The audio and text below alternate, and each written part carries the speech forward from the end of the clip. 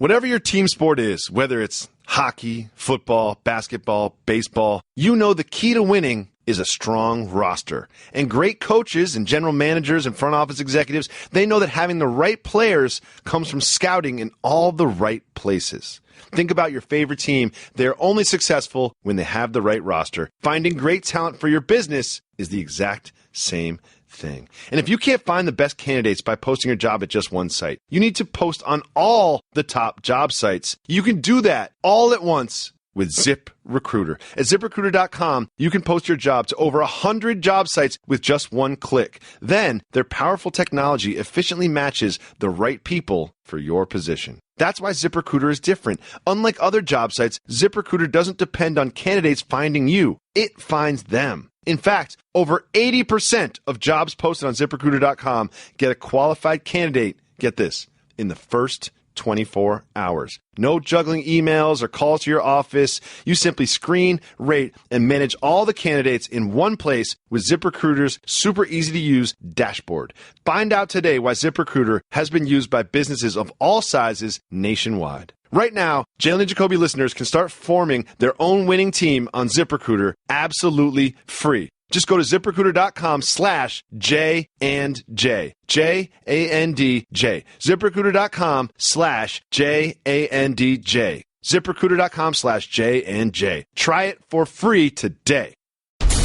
And now, Jalen and Jacoby on ESPN Radio. When I pop the trunk, head to death. Y'all pop the trunk, I pop the hood. Now act stupid, I'll pop the trunk. Now give me your boom.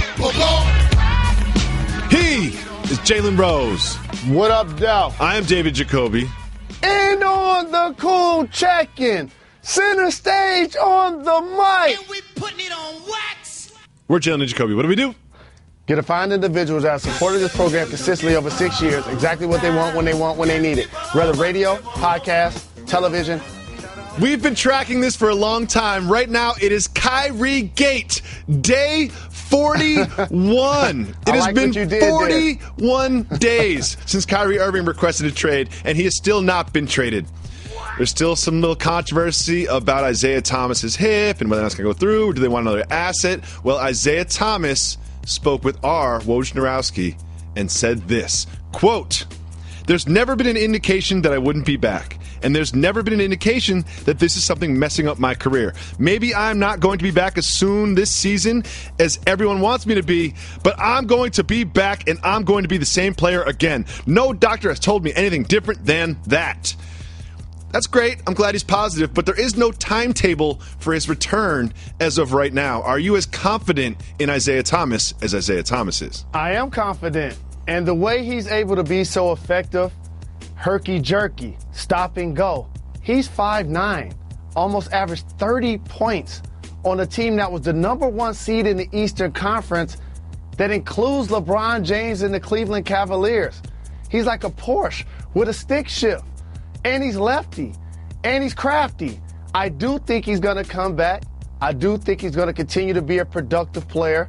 When you get injured, a lot of times as an athlete, of course, there are going to be those that knock whether you can do that level of recovery.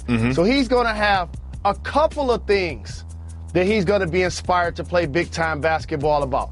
Number one, he's going to get a chance to play with LeBron James and likely against the team that traded him in the conference finals. Number two, the team that traded him decided that they did not want to pay him, which is why they moved him. He's playing for the Brinks truck. He's playing for the Brinks truck. No question about it. That he can actually find a way to sign on a dotted line and get the maximum deal he played himself into. So a motivated and healthy Isaiah Thomas is one I expect as the season progresses. So here's the thing that's kind of baffles me. I've been watching sports and have been in sports media for quite some time now, and every time someone gets injured, there's always kind of a timetable. It's always, 4 to 6 weeks or 2 months, or he'll be back in mid-February or this or that. Why is there none of this with Isaiah Thomas's hip? It's always best to never do a timetable. Keep expectations low. These things always come back and haunt the team and or the player. Look no further than the Chicago Bulls and how they handled the Derrick Rose injuries multiple times. You can't necessarily dictate when a player's going to come back. My mentor, Doug Collins, with our network says this best. Just because you're a great player doesn't mean you heal faster.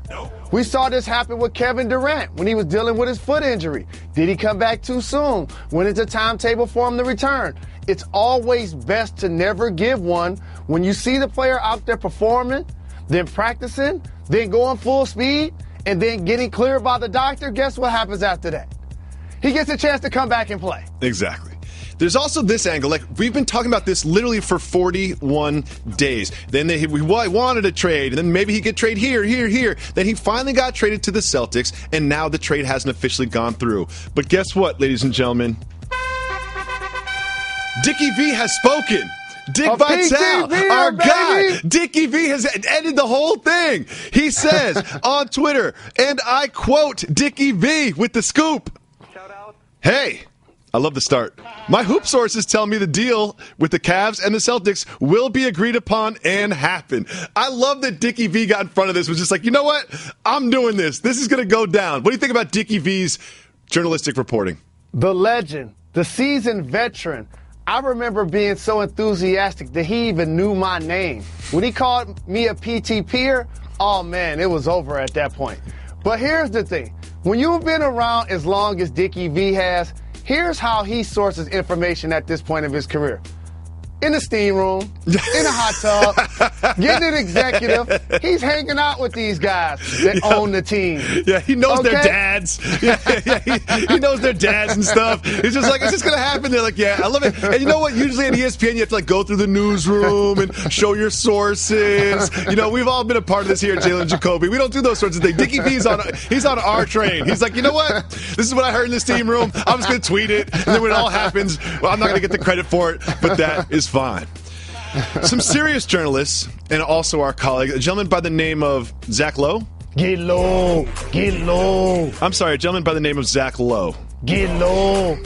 I don't know why that still makes me laugh. He's saying that the Bucks are kind of circling. The Bucks are like, hey, maybe if this doesn't go through, let me just drop a little call in to, Kobe and Dan over in Cleveland and see if they like this little package that we're putting together with Rookie of the Year Malcolm Brogdon, who was impressive and dunked on LeBron James last year, and Chris Middleton, and just to sweeten the deal, just a starter negotiation, but they would probably finish by throwing in a pick. If you were the Cavs, would you consider this amongst all this drama? Right track, wrong train.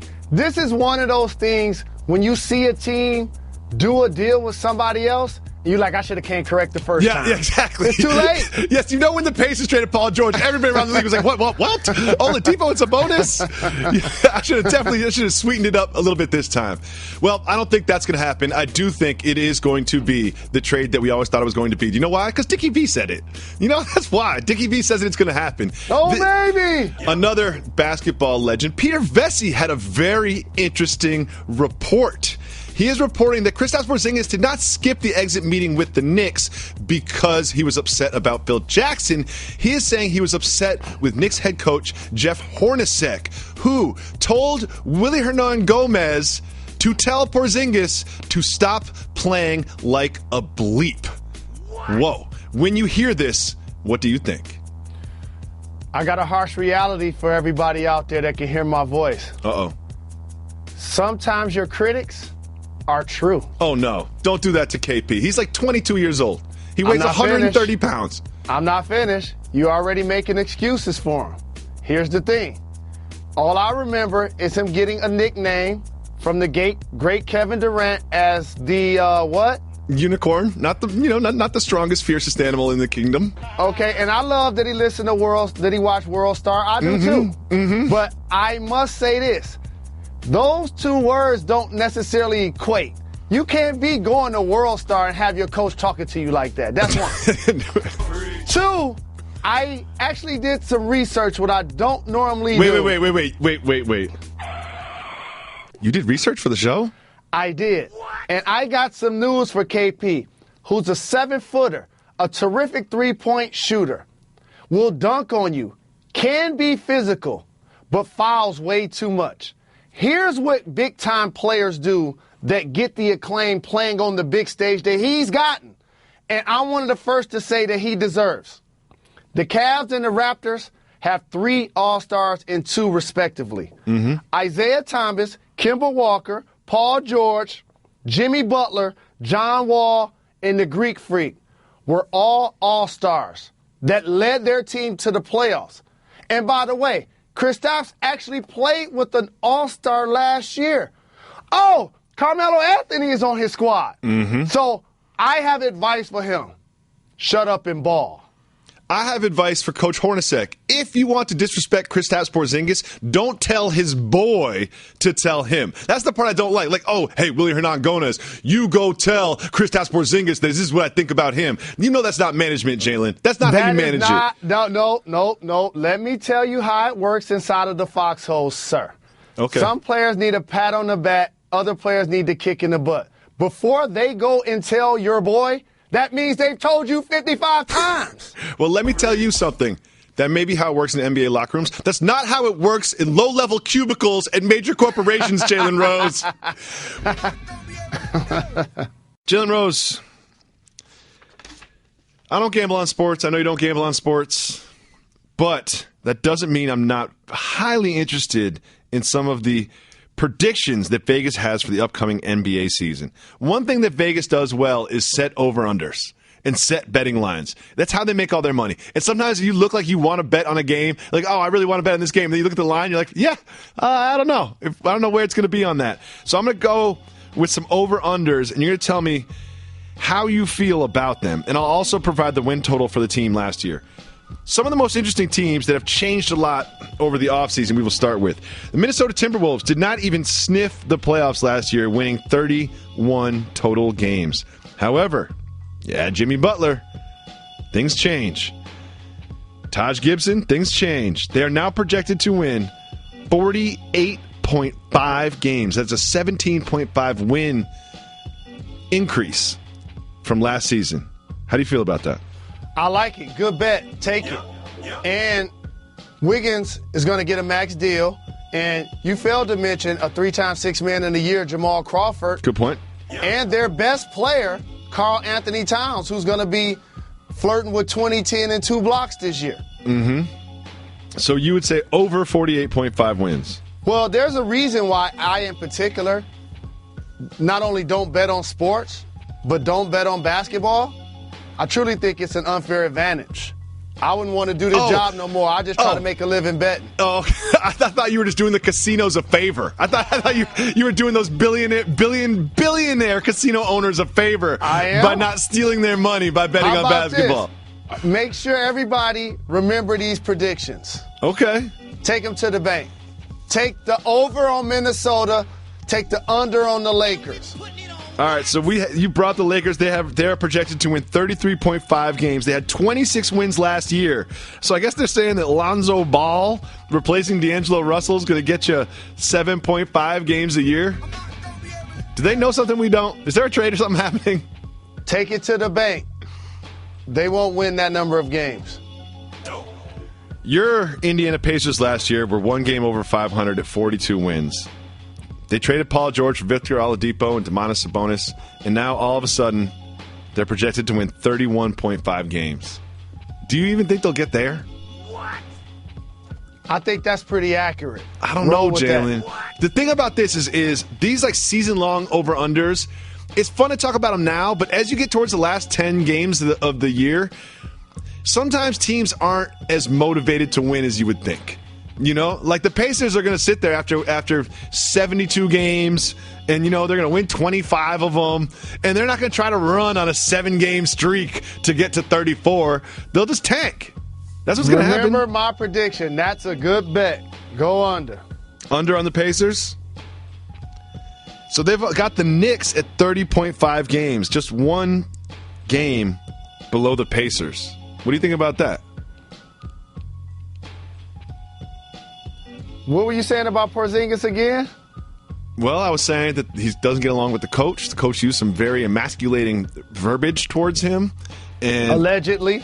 And Carmelo Anthony, who's been wearing a hoodie all summer while he's been playing basketball, will likely not end the season on the Knicks. And now they're going to trade Carmelo Anthony for another veteran all-star. You know how this works.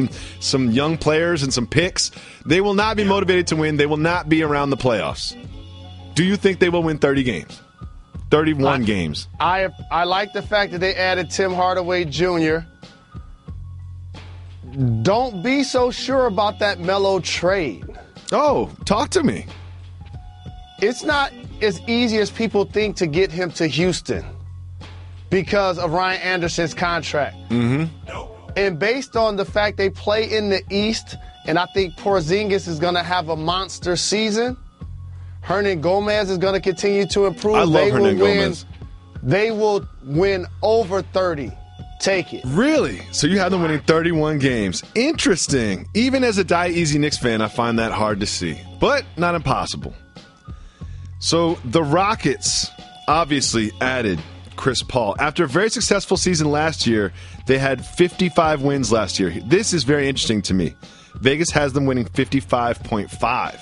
So they're saying Chris Paul is just going to get you half of a win better than last year. This is where I feel like I'm saving Vegas money. Take the over. Taking the over. This is not like betting Floyd versus McGregor and it's a gimme on paper. But for somebody like me that does this for a living, unless there's a catastrophic injury to Chris Paul and or James Harden, they're getting this number.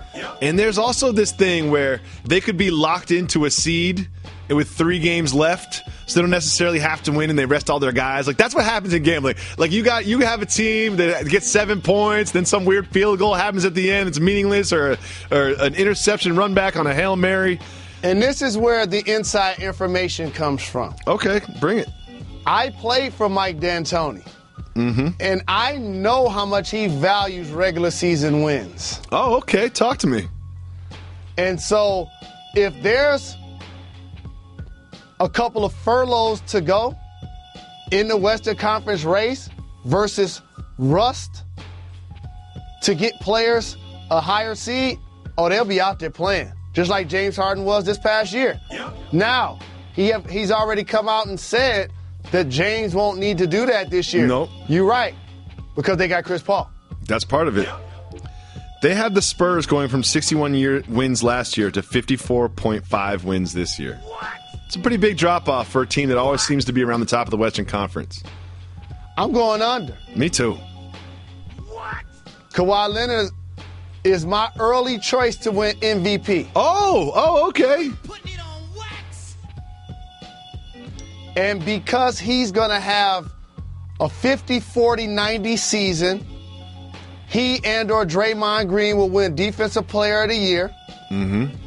He's going to average more points, rebounds, and assists than he did last year on a 50-plus win team. But they're not going to get to this number. This old team got older, and they lost Simmons, who was important to them. They lost Dedmon, who was a good rotation player. Like, I don't think this team got significantly better this year. I think they got significantly worse. I think that's safe to say, right? And we got to see if they're going to be able to parlay LaMarcus Aldridge into an asset if he's traded during the year. Them trading LaMarcus Aldridge was real hot for like a week and a half. It just seemed like there just wasn't a market for him. Like, they made some phone calls, and then all of a sudden it was just like, oh, nope. That ain't working. Rudy Gay coming off an injury. He's motivated to prove he's top 10, right? Rudy Gay is angry. He's motivated by his Y2K rating. That's what it is. Now, you know what? That might get him 2 wins alone right there. Rudy Gay being mad about his Y2K rating. Another one is the Clippers. The Clippers obviously lost their best player in Chris Paul. They had 51 wins last year, the 4th seed in the West. They have them dropping all the way down to 43.5 wins. The Clippers in the past have been successful at absorbing a loss of one of their stars, whether it's been Blake Griffin or Chris Paul. Do you think they can sustain the level of success they had last year, even though they don't have Chris Paul? This is where I come to the dice game, throw a couple of 7 and 11s, and I snatch up all of the money off of the ground and have people upset at me. Oh, okay. The Clippers are going to win more than 43 games. I think so, too. They're going to be the sleeper in the Western Conference. Take this bet. I think so, too. Don't sleep on Danilo Gallinari. Like, maybe you don't watch too many Nuggets games or whatever, but, like, that dude can ball when he's healthy, and their starting 5 is not that much worse than last year. It's definitely worse than last year, but not like 10 wins worse than last year. How about this? When you look at their front line, I'm going to already put this out there. The Golden State Warriors, of course, they have 2 All-NBA performers in Draymond and KD. Of course, LeBron and Kevin Love are all NBA performers. But as you start to look around the league, you normally see like one guy up front on most teams that play at an all-NBA and or all-star level, other than the Pelicans, who have Boogie and Anthony Davis. But when I look at the Clippers' front line of Danilo Gallinari, who's 6'9", Yep. Blake Griffin, who is also 20, 10, and 4, and DeAndre Jordan is going to be amongst the league leaders in rebounds and blocks, they're going to be as good as they come. I like it, too. I'm excited for the Clippers this year. I really am. I think that I just want to see Blake and DeAndre happy again. I think they're going to be happy again. That's all I want to see. So, Conor McGregor has a lot of decisions to make. Should he go to boxing? Should he go back to the UFC where there's no real obvious fight for him? Or should he retire? If you were Conor McGregor's advisor, his agent, what would you tell him to do, Mr. Rose? He got to continue to fight because he gained a lot of fans by going 10 rounds versus Floyd Mayweather. Gained a lot of respect. Which is going to benefit the MMA crowd, who was already rampant and following his every move. He also has interest outside of the octagon, in particular with his suits and other entrepreneurial pursuits. And the way to do that is to stay in the spotlight.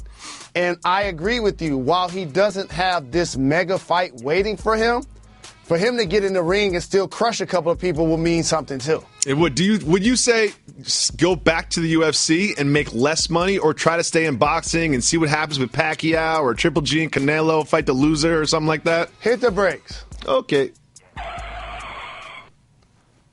Let me just tell everybody something. Please do, Mr. Rose. Floyd Mayweather was 40 years old. Each of his fights went 10.9 rounds in his 20-plus year career. On average. This fight went 20. He was hanging out at the strip club multiple nights, headed into the fight. It was Conor McGregor's first professional fight, and he lasted 10 rounds, which was a victory. That was the exception. That is not the rule. Yeah, Canelo, Triple G, I don't know if he would last 2 rounds with either of those. We were fortunate that the fight was stopped when it did, because Floyd was going to get that signature knockout. And the referees and O'Connor's corner and Dana White know it. And that's not a good visual to see him laying down looking up at the lights. No.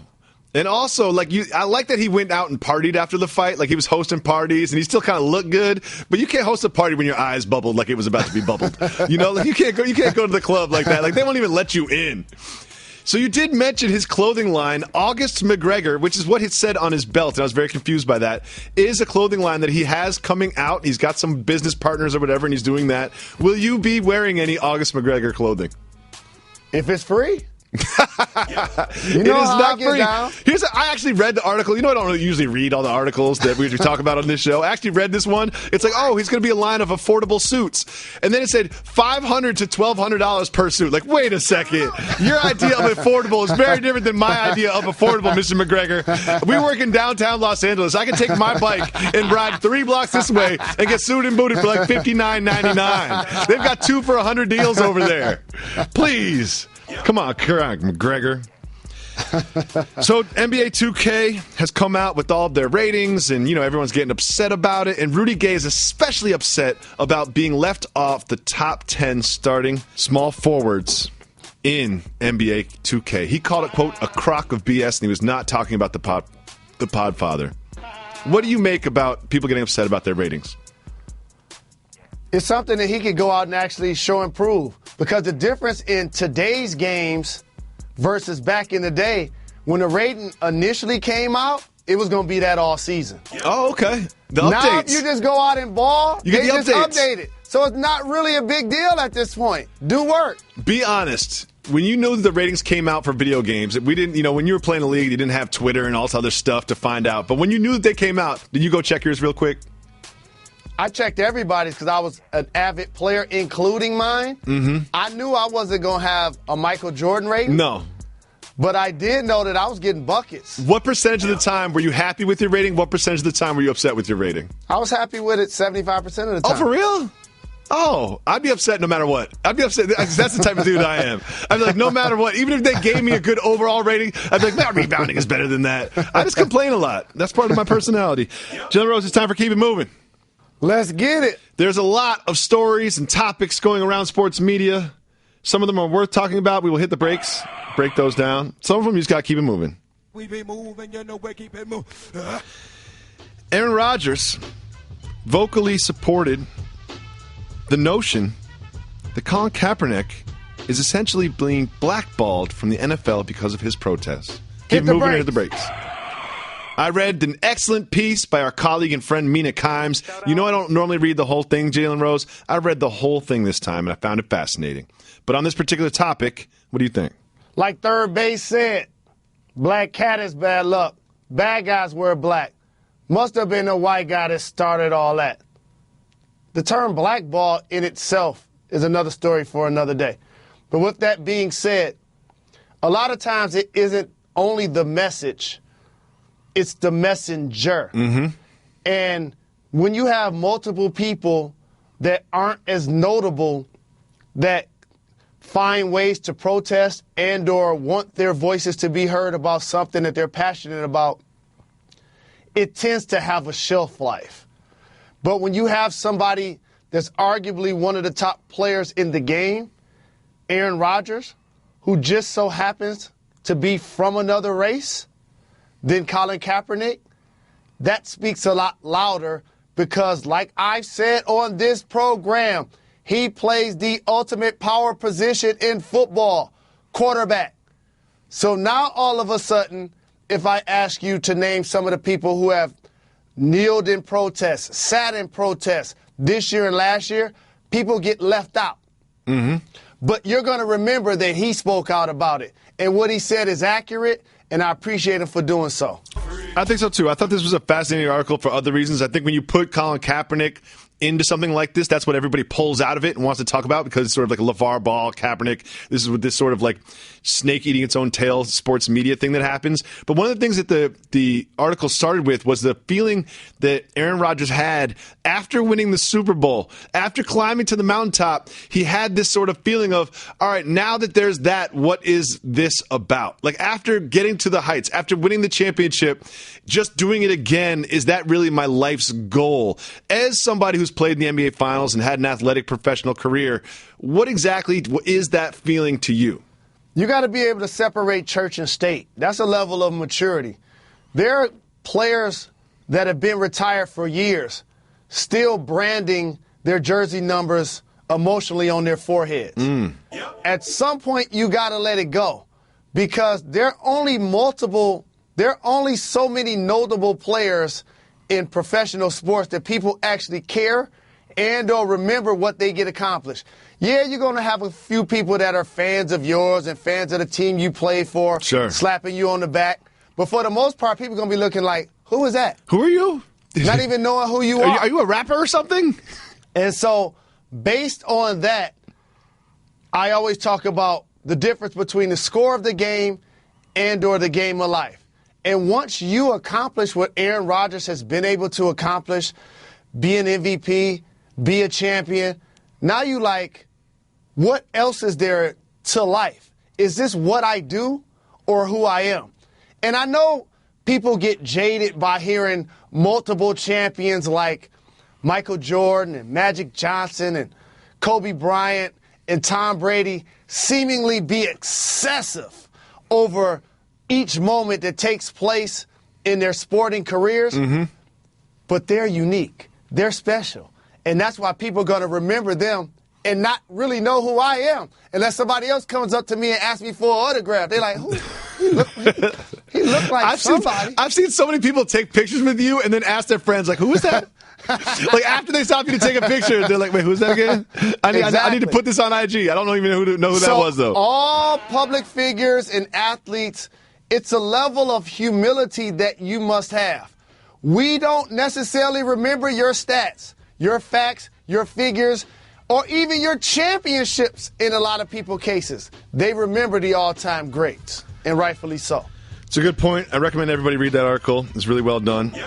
Next, the Cleveland Browns have released veteran cornerback Joe Hayden. Keep it moving or hit the brakes. Keep it moving. It just always is funny to me when, like, he's being shopped one day and then they trade him the next day. Like, the other teams know that you're going to release him too. Yeah, exactly. And also, it's also funny to me that they drop him and then someone else offers him a 3-year, $27 million contract is reportedly being offered by the Steelers. So you're trying to tell me that there's another group of football professionals that are willing to pay this man a non-guaranteed, be it, $9 million a year, and he's worth $0 to you? I find that kind of fishy. Moving on. Eddie George is saying that Tom Brady is severely underpaid. Keep it moving or hit the brakes. I love Eddie George. Keep it moving. He continues to take pay cuts because, like Dirk, don't be surprised when Tom Brady's a part owner of the Patriots one day. Yeah, he's got the wink-wink deal. Putting that on wax. He's put some money back into the Patriots franchise, and I don't think he's just doing favors for his teammates. Like, I don't think this is just favors. Let me say this one more time. Dirk Nowitzki will be a part owner of the Dallas Mavs. Tom Brady will be a part owner of the New England Patriots when it's all said and done. This came across my purview today, and I found it confusing, and it questioned everything I knew about everything. Prince's sister is saying that his real favorite color was orange. Keep it moving or hit the brakes. Hit the brakes. As many times as I went to go see Purple Rain. I know. As many times he had purple outfits. Like his whole thing was purple. And you get to secretly his favorite color was orange. He probably just got sick of purple after 20 years. You know? Like sometimes you just get sick of it. When you got purple socks, you open up your drawers, and everything's purple. All your t-shirts are purple. All your shorts are purple. You're just like, you know what, man? I need to switch this up. And this probably was the years where he was upset at the label and he started going by a symbol. There are reports that the Uncle Drew Kyrie movie is still happening and is projected to open less than a year from right now. Keep it moving or hit the brakes. Hit the brakes.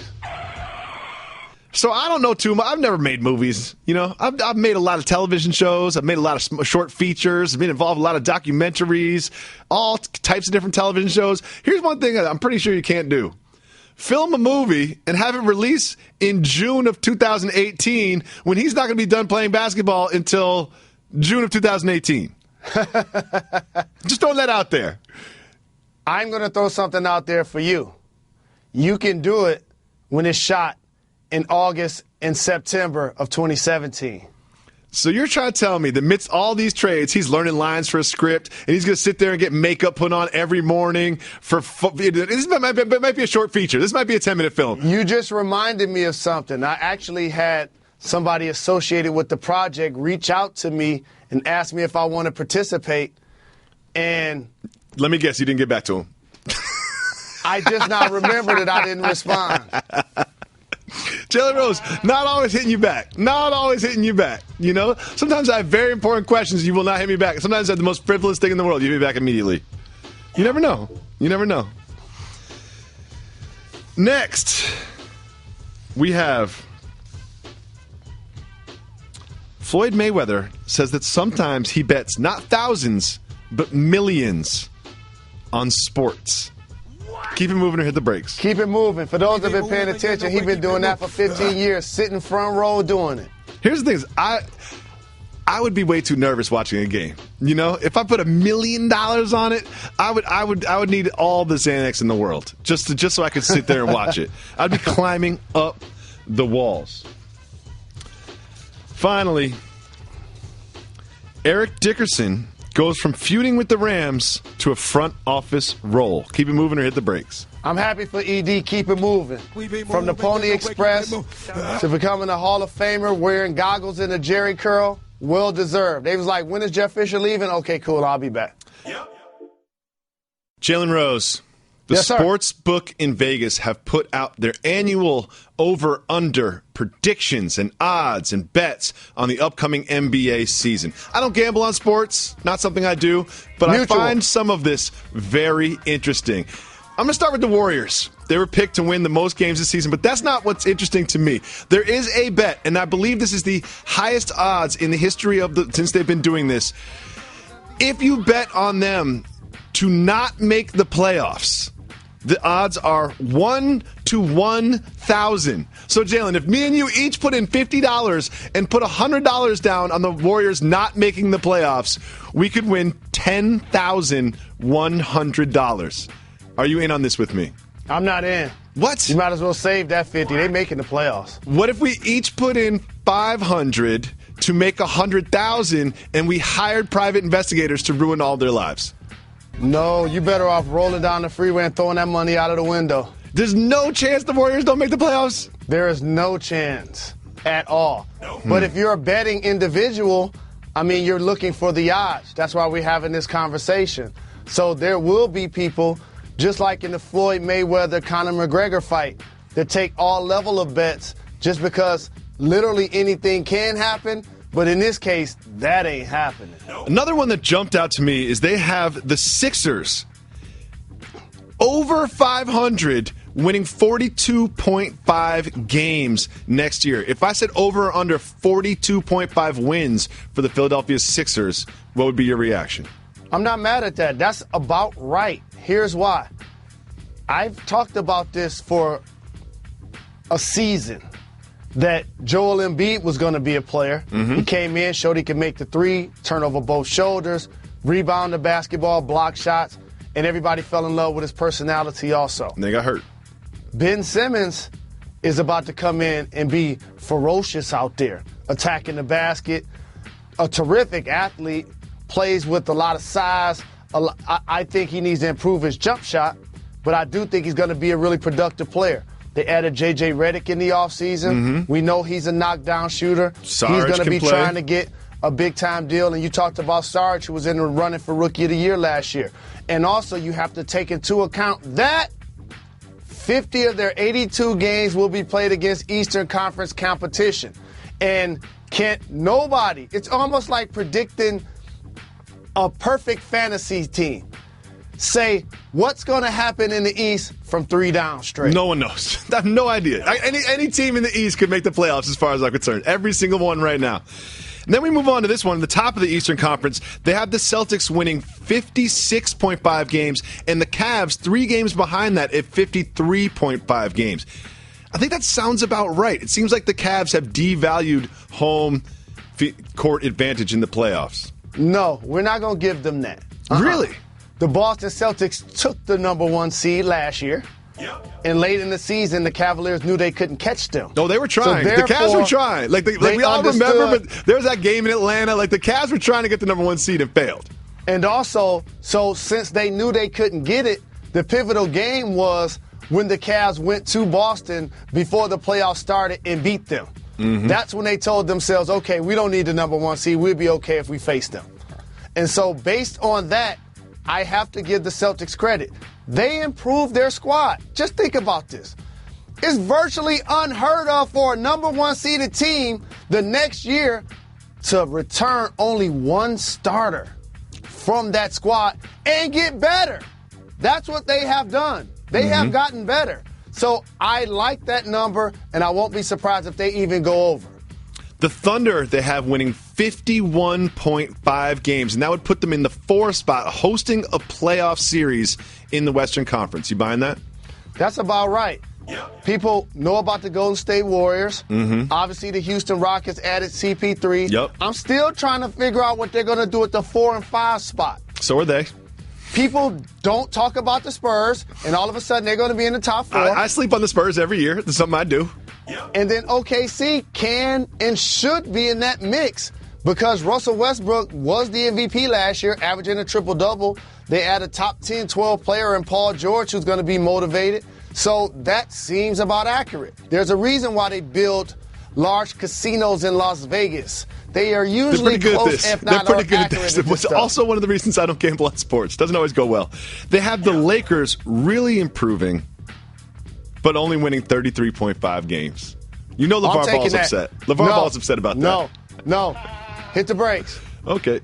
I don't bet on sports, but I'm taking that one. You're taking the over? They're not winning over 33 games. No, I don't think so either. Yeah, I don't think so either. It's like next year, definitely winning over 33 games. But with the current roster as it is constructed, not so sure. If you don't want it, don't waste the time. Looked up and down, said, I'll take her. Now we have this. Derrick Rose is kind of forgotten as a new addition to the Cavaliers, as everyone expects Isaiah Thomas to sort of come in and take that spot. But Derrick Rose had this to say, quote, "I'm on a stage I've been dying to be on since I've been in the NBA, and I'm blessed that they even looked at me and considered bringing me on their team. After making $21.3 million last year and just over $2 million this year, are you sure he's so happy about all this?" Absolutely. He said the key word, stage.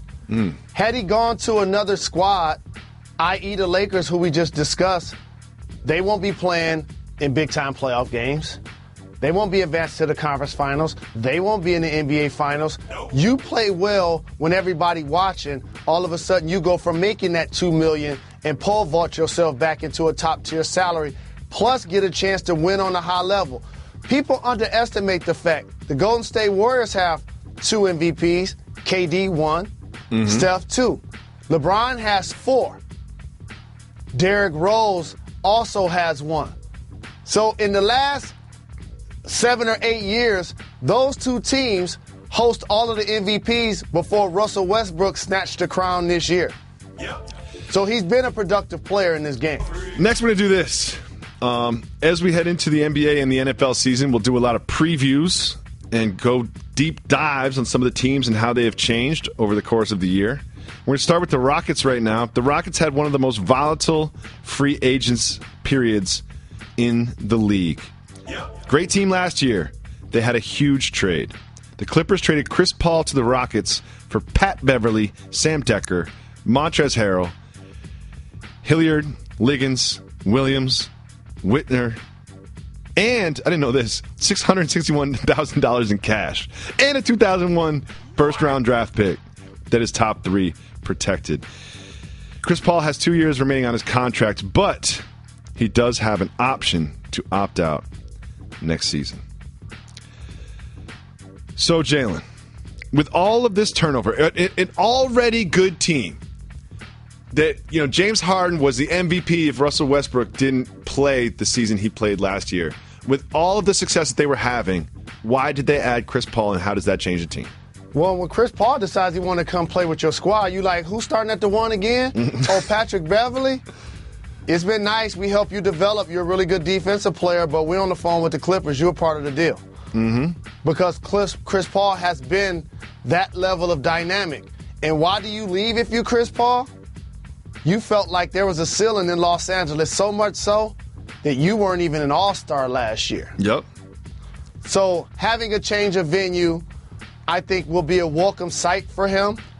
Playing with James Harden in the backcourt, I think they're going to be as explosive as any duo we've seen. Because Harden put up magnificent, historic numbers last year, being the primary ball handler.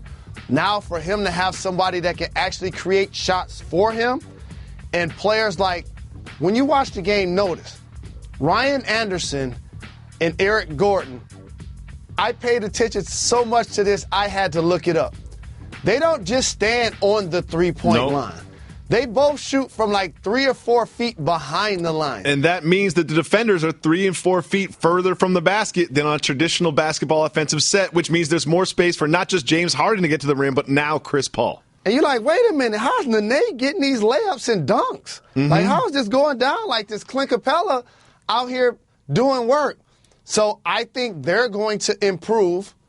I think he's going to also, at the point, bring them a level of toughness that they were also getting, but with the productivity of a guy that can get you dimes and steals. I would not be surprised if the Houston Rockets are the number 2 seed in the West. Oh, I'm putting that in pen that they will be the number 2 seed in the West, barring some sort of weird energy injury. But here's one of the things I love about their team, and one of the reasons I'm so confident that they will be challenging the Warriors this year.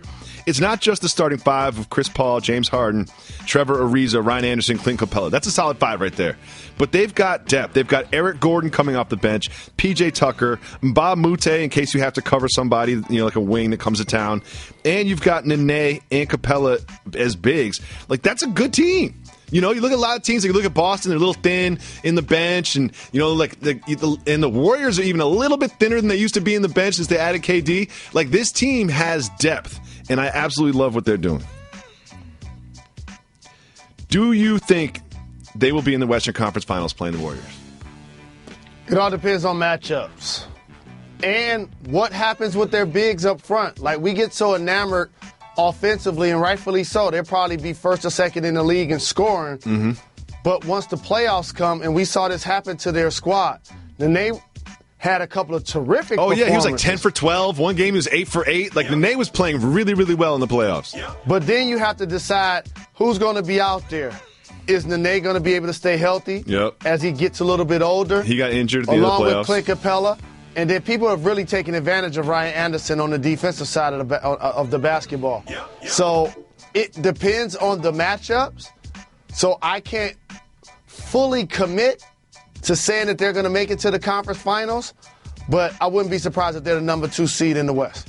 I'm almost positive that they're going to make the conference finals, but I'm definitely positive that there's going to be a lot of tension between James Harden and Chris Paul. It's all good now. But we've all heard reports about Chris Paul's intensity and aggressiveness and how he deals with his teammates when he's on the floor. And something tells me that him and James Harden are going to have a little, discussions on the basketball court from time to time. They already did, and it was the Drew League, Jalen. They're already getting into it, and it's the Drew League. At the Drew League. Like, the game doesn't even play defense, doesn't even go across half court. And in that league, with that level of intensity, they're already going back and forth. So we're going to go from one of the top in the Western Conference to one of the middling teams in the Eastern Conference, the Sixers. The Sixers added J.J. Redick, added Amir Johnson, added Markelle Fultz. They lost Henderson, Rodriguez, Thiago Splitter, Sean Long, and Poitras. Another thing they added is Ben Simmons, who hasn't played a game for them yet. This team is drastically better on paper. How do you think that it will manifest itself on the court? When you take a player, and for all fans, this is what executives think.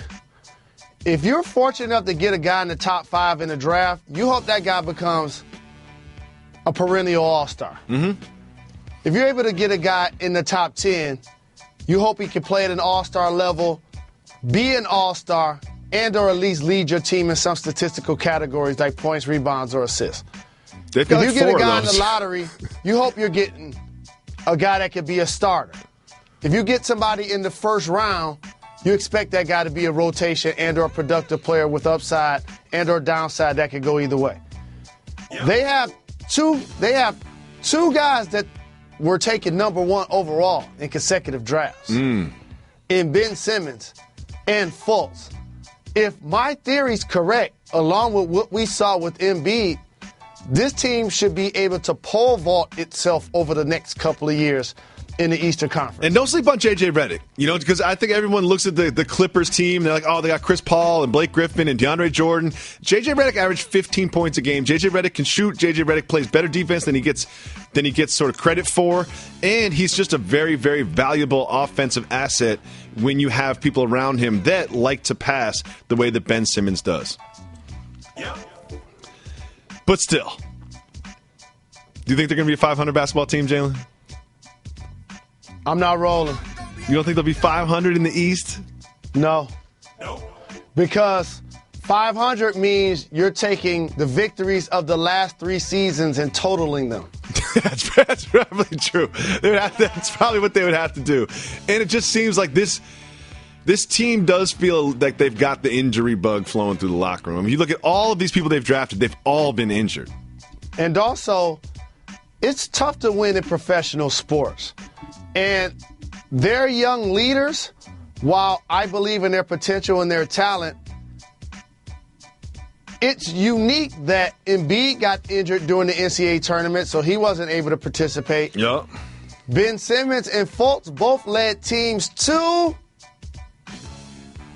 no tournaments. Watch the NCAA tournament on television. Yep. It is hard to win. And you also look at the Eastern Conference, and we always kind of like clown the Eastern Conference because the Western Conference is definitely superior. But when you look at the playoffs, like, who are they going to usurp? Like, they're going to be better than the Hornets? Probably not. They're going to be better than the Pistons? Probably not. Like, there's not too much room to take a spot from another team in the playoffs, but they'll definitely be better than the Pacers. Do you think they'll be better than the Pacers this year? Possibly. I think they'll be better than the Pacers. If those players continue to develop. I mean, they lost Paul George. They have to take a step back. This I found really interesting. Bill Belichick doesn't really let us in too much. You don't get a lot of insight into the life of Bill Belichick, but he has revealed that he has watched every single preseason game thus far in the NFL season. Is that healthy? Where's my phone? I need to call LL. Nope. Let's do that. That's definitely a lie. That's definitely a lie. I saw the ratings for the Chargers-Rams game. Like, there was like 14 people that watched that game. There's no way he got through the fourth quarter of that Chargers-Rams game. That did not happen. There's not enough time in the day to watch every football game from beginning to end. Especially the way he's going to watch it, because he's going to be like, hit the brakes. Let me see how that guard pulled to the left. Dana White is claiming that there is a ridiculous number of pay-per-view buys for Conor McGregor-Floyd Mayweather fight. He's claiming 6.5 million, not counting bars, not counting movie theaters. 6.5 million times 100 is how many, Jalen? 6.5 times a million? That is $650 million estimated just from pay-per-view revenue. What do we always say in this show? Follow the money. Do you know what that tells me? Why not a rematch? Could you see a rematch of McGregor-Mayweather? Once I knew Floyd was hanging out at his Girl Collections strip club every night leading to the fight, that was his final fight. That's his last fight. Finally, we have one more piece of news. Beyonce is in talks to sing the theme song for an upcoming James Bond film, which had me wondering exactly how many James Bond films can Jalen Rose name. If you got $1 million for the Jalen Rose Leadership Academy for every James Bond film that you could name, would the Jalen Rose Leadership Academy even get a cent? I know a couple. Yep. Old school. Yeah, old school ones. Live and Let Die. Oh, I think that's one. That's $1 million. I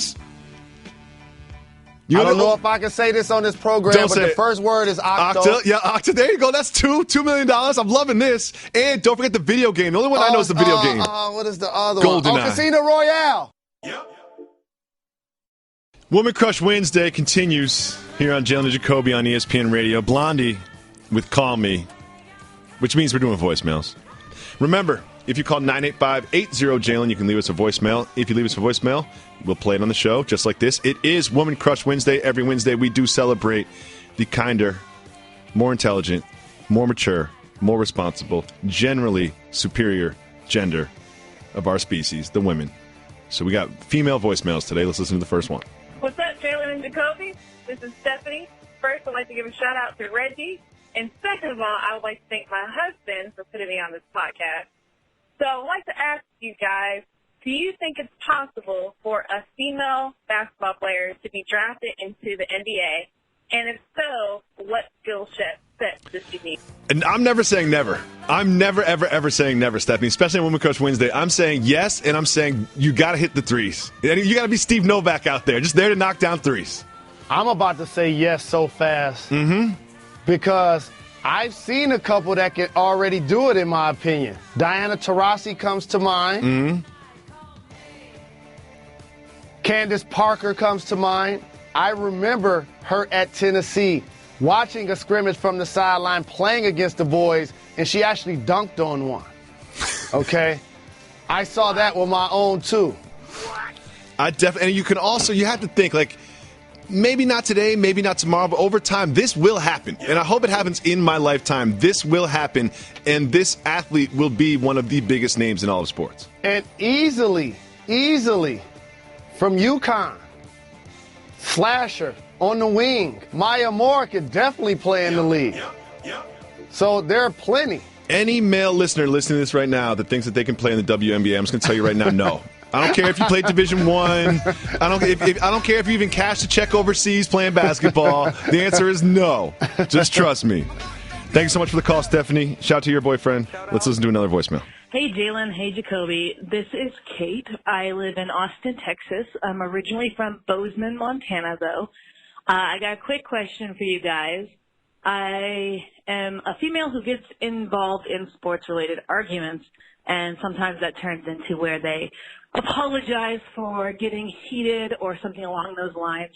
In my most recent one, I had a guy tell me that because I was from a state, Montana, that doesn't have a pro sports team, that I didn't have the liberty to choose which team I wanted to cheer for, which was always my thought. I always thought of myself more as like a free agent of sorts. What do you guys think? Let me know. Thanks, you guys. Keep giving the people what they want. Have a good one. Bye. Thank you for the call. Appreciate the love. Shout out. Let me clear my throat for this one. So, a couple of things. As the former jock on this program, my brother David Jacoby is a distinguished analyst with a background in journalism, amongst other things, production. Here's what I learned about sports. Just because you're in the Hall of Fame, that don't mean you're good at analyzing the game. No. And or vice versa. Just because you did not play, that doesn't mean you can't be one of the best. No. If that was the case, we would never have women breaking down NFL football. You know why? They're not at liberty to play in the NFL. So to me, that argument is weak and it doesn't hold up. As it relates to being from some place that doesn't have major sports teams like Montana, just because you come from a major metropolitan city, that doesn't mean you know the game any more than someone else. Exactly. That's just attitude and ego. Don't back down. Continue to hold your ground. We got your back. No doubt. Thanks for the call, Kate. Let's listen to the next female voicemail. What up, Jalen and Jacoby? This is Dawn from Ohio. Listen, my boyfriend Chris is a huge fan of this podcast, and he keeps telling me about his dreams of joining the minivan mafia. And now we're getting serious, and we're talking about plans for the future, and in those plans, he wants to have a minivan, but it's not just going to be a minivan. He wants it to have big, shiny, spinning rims on this minivan, pulling up to soccer practices, and the rims just keep on spinning and spinning. I want to know, is this a boss move or a soft move? Thanks, guys. Keep giving the people what they want. Dawn, thank you so much for the call. The first thing I want to say is the minivan mafia is not a very discerning group. You know what I mean? We accept everybody. So whether you have spinners or rims or not spinners or rims, whether you're driving the new latest Odyssey, the most expensive one on the market, or you've got the old Astro that's all rusty and beat up that's been in the garage, you are part of the minivan mafia. You are down by law as a minivan driver. That being said, there's a certain level of self-awareness that it takes to drive a minivan. And one thing about driving a minivan is you're not cool anymore. You know, like it's over. You're not trying to be cool. You're trying to be functional. You're taking function over appearance. And you can't try to hold on. Like, I feel like if you got spinners on the minivan, you're kind of old guy at the club. You know, it's just like, it's over. You know, you can have a second car, Don's boyfriend, but sounds like Don's boyfriend has his head in the right direction, you know, because goals, your goal, if you're single and young, your goal is to need a minivan one day. I agree with you, and you got to know your audience. And when you look in the mirror, you can't see your agent. You have to see yourself. Mm-hmm. And at some point, as you start to get older, you can't be doing some of the things you're doing when you were younger. Like at some point, you can't keep looking at your phone all day and seeing what the comments are on your post. At some point, you can't just be posting selfies. Like, at some point, you just have to get past it. You got to leave that to the 20-year-olds. And I just want to say something as somebody that respects the minivan mafia and happy we have an expert on this program. You're an honorary member, Jalen. I just thought the spinning rims were played out. Yeah. I thought that too. You know, it's like we're not really doing that anymore, you know. But that's fine. Do you remember Latrell Sprewell's shoes with the spinning rims on them? The A1s? I do. Dadas. Oh, those were Dadas. That's right. Oh, those are ridiculous. Shout out to those. I need a pair of those. Someone send me some 11.5s. Let's listen to the next female voicemail. Oye, que Que hola. My name's Aleida. I'm calling from LA. Que pasa, though? This is for the pod. This question for your Don't Get Fired topic of the day. My boyfriend Dom, shout out Dom, by the way, is a very adamant listener. And we're both aspiring members of the minivan mafia. And we would like to know if the name Desmond, spelled D-E, cultural.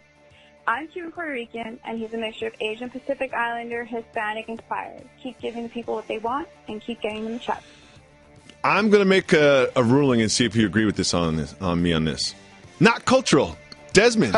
Desmond, very versatile. Very versatile name. Very versatile. Not as long as you don't name them Shaquille or Denzel. Those names are not cultural. No. Gentlemen that are all-time greats, and I love very much. I have both of their numbers in the phone, but that number, that name is reserved for people that look like me. No, Denzel Crumb has moved that one over. Denzel Crumb has moved that. Yeah, it's probably cultural, let's be honest. Thank you so much for the call, Nita. Appreciate Jalen's still available. Yeah, Jalen works for everybody. So Jalen works for everybody. Boys, girls, everything. Let's listen to the next female voicemail. Hello, Jalen and Jacoby. This is Amber from Springfield, Missouri. It's Women Crush Wednesday, and you guys took a week off, and I'm pretty upset. But my question is, do you think the Boston-Cleveland trade will be vetoed before Thursday's deadline? Reggie, shout out. Reggie, push the shout out button. Shout out. Thank you so much, Amber, for the call. Springfield, Missouri. There's a Springfield in every state, by the way. Dickie V just tweeted that it's going to go through, so it's going through. Yeah, it's going through. It's going through. It's going to happen. And just remember what we said the first day we were back. We said it's going to take another second rounder, and that's what it's going to take. It's not going to be another Brooklyn pick or one of these protected picks, first round, mid pick. It's going to be a late pick.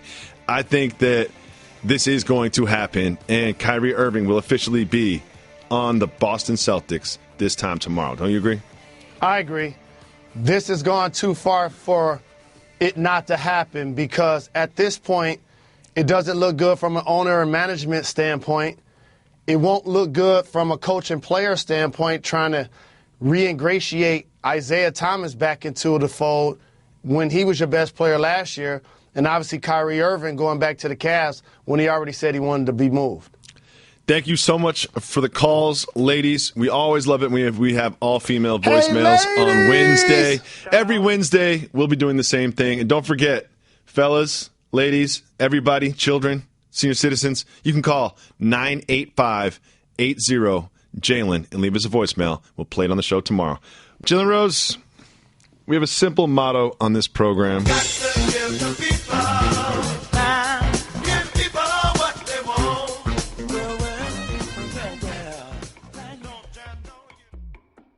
Reggie definitely thought this was the voicemail segment. That's why he played that. Reggie, pay attention. This is the Twitter segment. We open up our 1-800-Flowers Twitter feed. That is at Jalen and Jacoby. And we take questions from you, our listeners. We love our listeners, especially the ones that send in multiple questions every day. Appreciate you so much. Shout out. First, Jalen, I know you're not prepared for this, but you always give good answers anyway. Who do you think are some underappreciated wings in the NBA? We spoke about one earlier, Danilo Gallinari. Underappreciated. I got a couple underappreciated wings. Good. Louisiana Rub at Wingstop. Yep, lemon pepper in Atlanta. Lemon pepper at so Hooters. underappreciated. A Caribbean jerk. Caribbean jerk, way underappreciated. So underappreciated. Absolutely. Yeah, good point. Good point. Oh, you said it said in the NBA. My bad. We'll move on now. This is from Jeff. Is being in multiple fantasy football leagues at the same time cultural? No. I'm going to say no. Not at all. I'm going to say no on that. That's normal. It's got to the point where if you only have one fantasy team, it's kind of weird. Anita Marks is in 15,000 leagues. I know. She's got everybody. Every time she watches the red zone and someone scores, she gets excited, no matter what. Every time someone scores. Oh, thanks, Reg. I love when you get these questions, Jalen. David wants to know, will Michigan have a successful basketball season? Absolutely. And how do we define success here on this program, Jalen Rose? realistic expectations. So where are your expectations for the Michigan Wolverines going into the basketball season? When the season starts, people are going to talk about Kentucky and Carolina and Duke. Because those are the teams. Michigan State. Those are the actual contenders. Arizona. Yeah. And then they're just going to overlook John Beilein and our Wolverines. Wolverines Before you know it, we're going to be spreading the floor, shooting the three. Be NIT champions next year.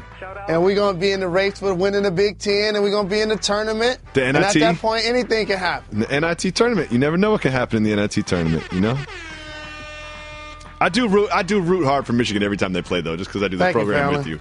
I really do. Everybody does that. Do you do that? Where you know if your friend is really into a team, when you watch that particular team, you root for them and text them all the time. I do it with Notre Dame with my buddy Chamberlain.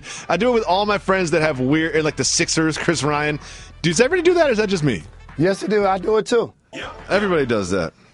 It's also fun because you know you've got a friend who's emotionally invested in the game that you're not, so you just try to catch the tailwind of their emotional investment, try to get yourself fired up about it. I do that all the time. D. Grimm has a question. Shout out. Heisman frontrunner off the top of the head, go. I've got some. I'm rooting for Lamar Jackson. Right down the street, Sam Darnold's here. Baker Mayfield. I'm about to tell you who's going to win the Heisman. Really? Really? I love it when you have these strong takes even though you are unprepared for the question. And this may sound sacrilegious. He plays for Ohio State. Oh. JT's winning the Heisman this year. Oh. Remember where you heard it first. I've seen this guy up close and personal gain his job, lose his job. A couple of quarterbacks have come and went. Yep. He's still steady. Throwing, running, leading. They'll be a successful team. They're going to win games, which always helps your Heisman candidacy. JT is winning the Heisman. I love watching Lamar Jackson. And on purpose, I'm not saying his last name. Just like in Ohio, we don't say their last name unless it starts with an F. So you're not talking about Justin Timberlake, just to be clear. No. You didn't like that joke, Reggie? No rim shot? No, Reg? No? Come on, Reg. Please. No, but I'm just paying homage. A terrific performer. I think he's going to win the Heisman. And you heard it first on this program last year that Jackson was going to win it at Louisville. Next, we have this. Cavs know they have no other offers for Kyrie, and with tensions to get rid of him, is the ball in Boston's court now? Absolutely not. Both of these teams need this to happen. And so based on that theory, it will get done by noon on Thursday. Mr. Wang has a soft mover boss move. My newborn son woke up at 2 a.m. crying. While my wife is feeding him, I'm pretending to sleep and try not to get involved. First of all, that's not a soft move or a boss move. That's just a dad move. Everybody does that. Well, first of all, I always reserve judgment on every single parent on how they do their thing. So whether you breastfeed or don't breastfeed, whatever makes you happy, I don't really care. Good for you. Just raise the kid. Be nice. But generally people breastfeed, and when it wakes up at 2 in the morning and you're a dad, there's nothing you can do. You know what I mean? Like there's nothing. You're going to be a caddy. Like there's nothing you can do. Right. Or there's something that you probably could do. But another thing you can do is just go to sleep. You know? I mean, it's more than one. Yeah. You can participate. Yeah. You love breast milk. Ping wants to know, what's the most unbreakable record in sports? He says that Wilt's 50 points per game average is up there. Barry Bonds, 73 home runs. I was thinking the same thing. It is so hard to hit 73 home runs. I saw a stat, especially under the circumstances that he had, that Giancarlo Stanton, as he is chasing 61 and not 73, he has said that, he's already had more at-bats this season than Barry Bonds had in his season when he hit 73. If you're old enough to remember like the details of that season, he was intentionally walked 2 or 3 times a game. I think he was walked 4 times a game one time. There were times when the bases was loaded and he got walked. Yes, like he was not even getting opportunities to hit the ball and he hit 73 home runs. Was he the cleanest player chemically?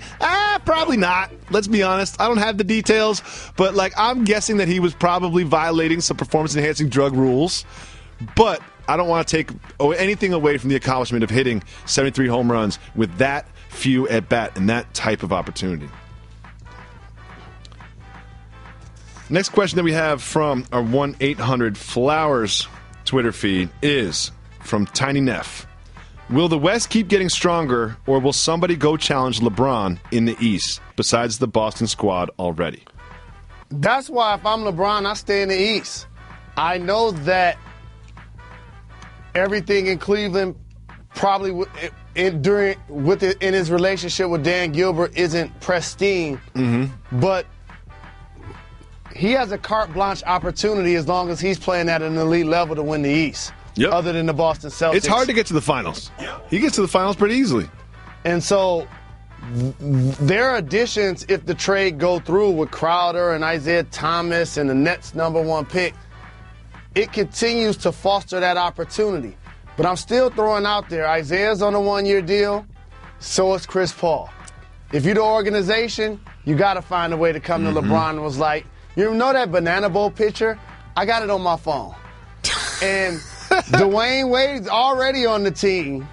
Yeah, so don't sleep Carmelo on Dwayne Wade. Anthony's a free agent, and Chris Paul's a free agent. We can do that here. Yep, that's the thing. And also, like, you say stay in the East, but when you start looking at other teams in the East, there's nowhere else for him to go.